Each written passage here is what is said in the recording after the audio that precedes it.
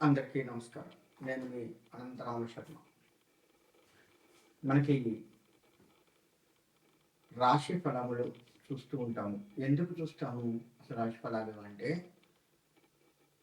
ప్రతి నెల కూడాను ఈ రాశి ఫలాలు చూసుకోవడము, లేదు ఇలా మీడియాల్లో వినడము, చేయడము చేస్తూ ఉంటాము. ఎందుకు అనే విషయానికి వస్తే, గత నెల కంటే ఈ నెలన్నా బాగుందా లేదా అనేది ఒకటి. ఒకవేళ బాగుంటే పర్వాలేదు, ఈ నెల మనకి సాఫీగా సాగిపోతుంది, ఈ నెల చాలా బాగుంది. కాబట్టి ఈ బాగున్న దాన్ని మనం ఇంకా మెరుగ్గా ఎట్లా చేసుకోవాలి, ఏమిటి అనేది చూసుకుంటాం.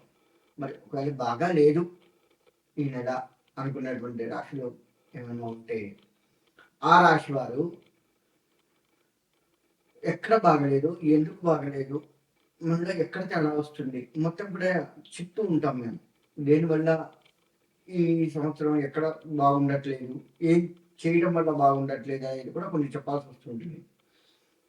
కాబట్టి అటువంటివి మనం తగ్గించుకుంటూ, అటువంటి వాటి విషయాల జోలికి పోకుండా, ఉదాహరణకి కోపం ఎక్కువ అని వచ్చింది అనుకోండి, ఈ నెల మొత్తం మనం కోపాన్ని తగ్గించుకుంటూ ఏం చేస్తే బాగుంటుంది ఇంకా అనేది ఆలోచిస్తూ మనం ముందుకు పోతూ ఈ నెల కూడా మనకు అనుకూలంగా మారేటట్టుగా చేసుకోవచ్చు. అంటే జాగ్రత్త పడటం కోసము ఈ నెల మనం కొంత జాగ్రత్త పడుతూ, తర్వాత బాగున్నది అనుకోండి దాన్ని ఇంకా మెరుగ్గా ఎట్లా చేయాలి అనేది చూసుకుంటూ, లేదు దాన్నే సరళంగా ఆ విధంగా అయినా సరే ఈ నెల గడిచిపోతే సరిపోతుంది అనుకున్నట్లుగా అయినా ఆలోచిస్తూ మనం ఈ రాశి ఫలాలు తెలుసుకుంటూ ఉంటాము.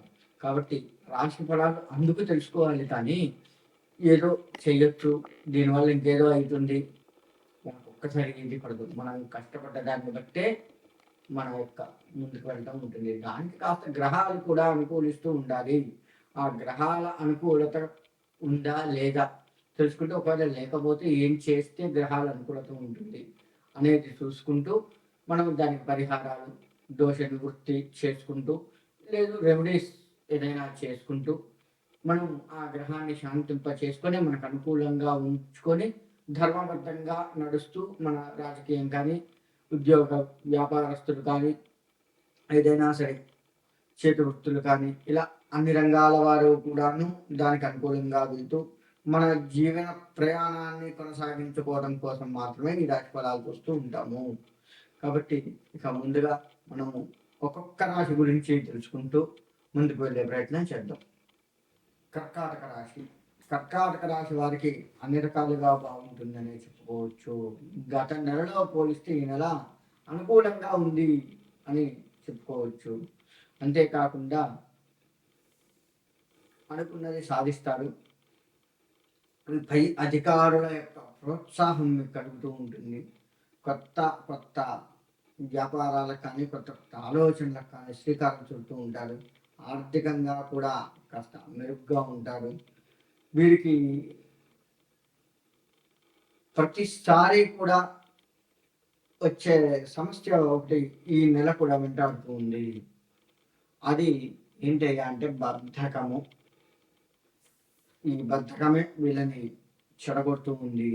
ఇది వీరికి ఇప్పుడు కాదు, ఎప్పటి నుంచో ఇది వీరిని వెంటాడుతూ ఉంది. దీన్ని మీరు అలసటగా భావించి దూరం చేస్తున్నారే తప్ప, అలసటగా భావిస్తూ ఆ యొక్క బద్ధకాన్ని పెంపొందింప చేసుకుంటున్నారు. కానీ నిజానికి అది అలసట కాదు, బద్ధకం. దాన్ని గుర్తించండి. ఈ అదొక్కటి కనుక ఈ రాశి వారికి లేకపోతే వీరిని పట్టుకునే వాళ్ళు ఉంటారు. అనుకున్న సమయానికి మీరు చేయవలసిన పని ఆ బద్ధకం వల్ల చేయలేకపోతారు. తద్వారా ఇబ్బందులు పడుతూ ఉంటారు. ఉద్యోగస్తులు ప్రమోషన్లతో కూడుకున్నటువంటి బదిలీలు అవుతూ ఉంటాయి. వ్యాపారం కూడా అనుకున్నట్లుగా ముందుకు వెళ్తూ ఉంటారు. వీరు చదువు విషయంలో వస్తే, విద్యార్థులు ఎవరైతే ఉన్నారో ఆ బద్ధకాన్ని వదిలిపెట్టి కనుక చదివితే చాలా బాగుంటుంది. వ్యాపారం, వ్యవసాయం ఈ రెండు కూడా బద్ధకానికి కొంత దగ్గర సంబంధంతో చేస్తూ ఉంటారు.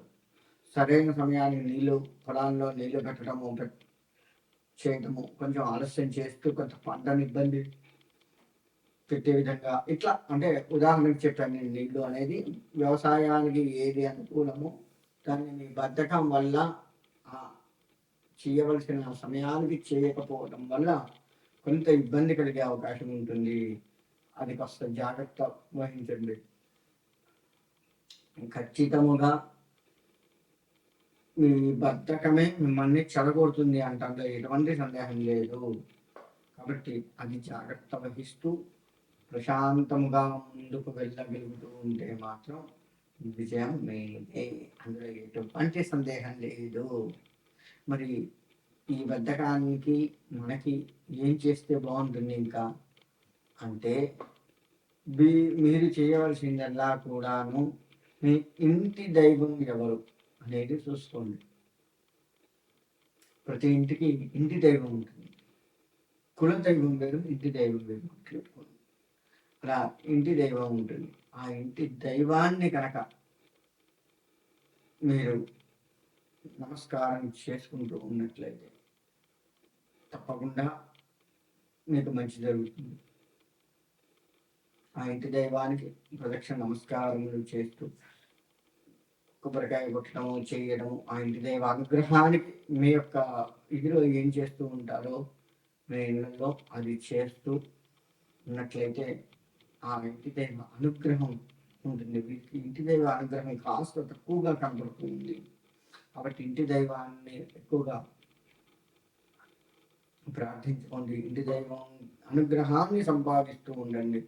ఇంటి దైవం అనుగ్రహం కోసం ఏం చేస్తారో అది చేయండి, కానీ మర్చిపోకండి. ఇంటి దైవం ఒకవేళ అమ్మవారు అయి ఉంటే గురువారం కానీ ఆదివారం కానీ చేస్తూ ఉండండి.